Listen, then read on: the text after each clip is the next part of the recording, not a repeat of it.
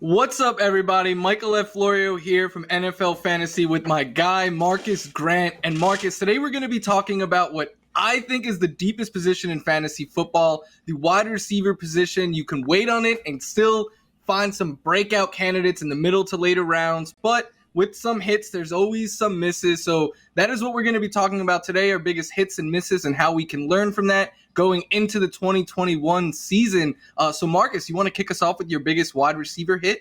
Yeah, I'm going to start by patting myself on the back because for me, it was Justin Jefferson. And I came into the season last year saying that of all the receivers in that rookie class that we thought was so deep, Jefferson was the guy that I thought had the biggest chance to make an immediate impact. And that was the case. He led the Vikings in targets, receptions, and receiving yards. He led all rookies in receptions and receiving yards. In fact, he was the only rookie to top 1,000 yards. He ended with 1,400 yards on the year. And you look at the way this offense works. People were worried that coming into the year, Jefferson was just going to be a slot receiver because that's primarily what he did in college at LSU. But he proved that he could move to the outside and be a winner there. We saw a lot of that during the season. Throw in the fact that going into the 2021 year, Adam Thielen's going to be 31 years old, which, is not too old for the earth, but maybe a little bit old when it comes to wide receivers. And Justin Jefferson very well may have taken over as the number one wideout in that Vikings offense. It's a concentrated passing game behind a heavy run-first offense, but Justin Jefferson, I think, is going to continue to go up from what we saw in his rookie season. Yeah, I like Justin Jefferson coming into this year. I wish I drafted him a whole lot more because anytime you break one of Randy Moss's rookie records, you're doing something right. One of my biggest hits from the 2020 season at the wide receiver position was A.J. Brown. And A.J. Brown was getting a lot of hype from fantasy analysts like us, Marcus, and on Twitter. But I felt like his draft price never quite caught up to the hype that he was getting. You didn't have to pay a wide receiver one price to get him. But that's exactly what he was. I joke around that the 2020 season was the A.J. Brown wide receiver one tour. But that's what it was. He was the sixth amongst wide receivers in fantasy points per game this year.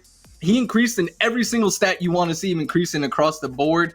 And he finished as a top 10 wide receiver in 36% of his games, which was the sixth most amongst all wide receivers. And Marcus, the crazy thing is he's doing this on knees that he said he should have been shut down for the year after week 2. So I'm hoping that you're like me and you're really excited for A.J. Brown next year. Absolutely excited for A.J. Brown. We were sort of worried about his efficiency and whether or not he could keep that going, and he absolutely did.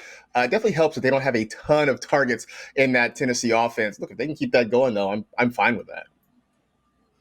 And the flip side of all the hits, like I said earlier, is when you're taking some of these chances, they're not all going to work out. There's going to be misses as well. Marcus, what was one that you missed out on in 2020?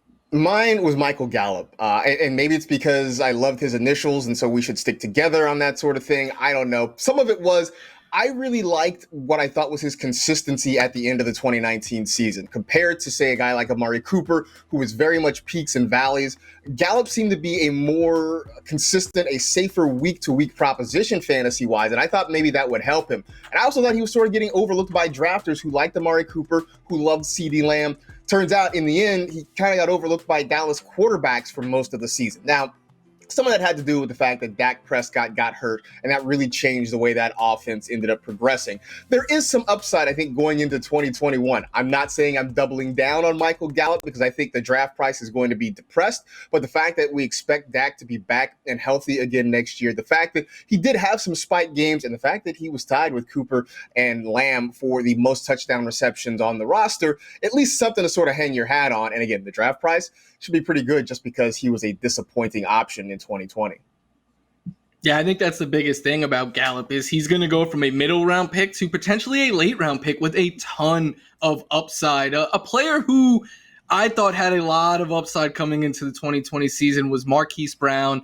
And boy, those first 11 weeks did he really, really disappoint. On the year, he finished as the wide receiver 47 in points per game, but from weeks 1 through 11, he was the wide receiver 72. And I know from week 12 on, he started to do some things. He put up double-digit fantasy points in every single game, and he was looking like that field stretcher that myself and others were anticipating all year. But the sad part is that if you drafted Marquise Brown, you probably did not get to enjoy that late season breakout because you had already dropped him and So you took a 5th or 6th round pick on this guy and you dropped him and then potentially had to watch him go off on someone else's team.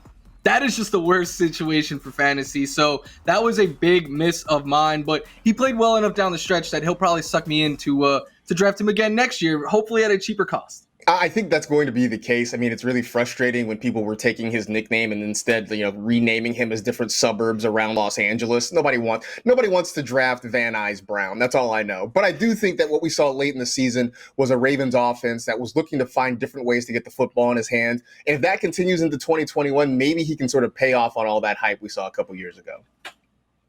And with the biggest hits and misses, that usually talks about the draft part of the season. But Marcus, was there any wide receiver that at the end of the year you were kind of kicking yourself, wishing that you traded for more of him? It was Mike Evans for me. And maybe this was partially, I won't say I was a miss on Mike Evans. I was just very cautious and I didn't know what to expect from Mike Evans this season. My biggest worry about him was that he was just not going to score a lot of touchdowns.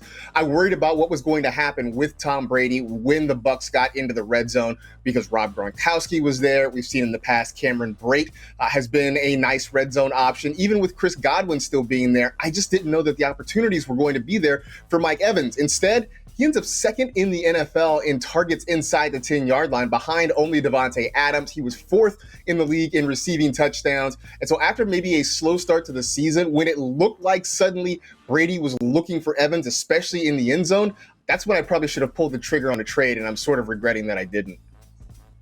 Yeah, Evans was a miss for me. I thought that him and Brady weren't a good fit together, but I think the lesson learned there is just maybe stop doubting Mike Evans. I mean, he just goes out and puts up great numbers every single year. Another big name wide receiver that I doubted coming into the year was Stefon Diggs, and boy, do I wish I traded for a lot more of him. I was worried that with him and John Brown and Cole Beasley that the Bills, who were still, I thought, going to be a more, at least some balance between the run and pass. I did not expect them to pass nearly as much as they did. I thought Diggs would struggle and be kind of like he was last year with some big spike games, but then some inconsistencies and some down games. And boy, was he anything but that. He scored double digits in every single game this year.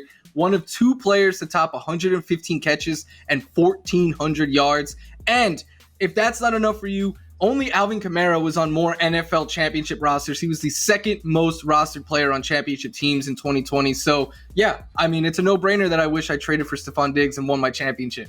I will say I think it's fitting that we both talk about Justin Jefferson and Stefon Diggs positively here in this segment, just because those guys I think will forever be sort of linked to each other with the Vikings trading Diggs to Buffalo and opening the door for Jefferson to come in there. And it ends up being a win-win for both teams. Both those guys are productive in their spots. So I feel like, hey, it sort of worked out, even if we didn't get enough shares of them on our rosters. At least, they had some positive things to talk about. Yeah, it was one of those few NFL trades that work out for both teams involved, but that's going to do it for us here today. But if you want more fantasy football talk, don't worry, you're in luck. You can get year-round coverage over at the NFL Fantasy Podcast. You can find it there, NFL.com/podcast, or anywhere that you get your podcast. Thank you so much for watching, and just go and download our podcast.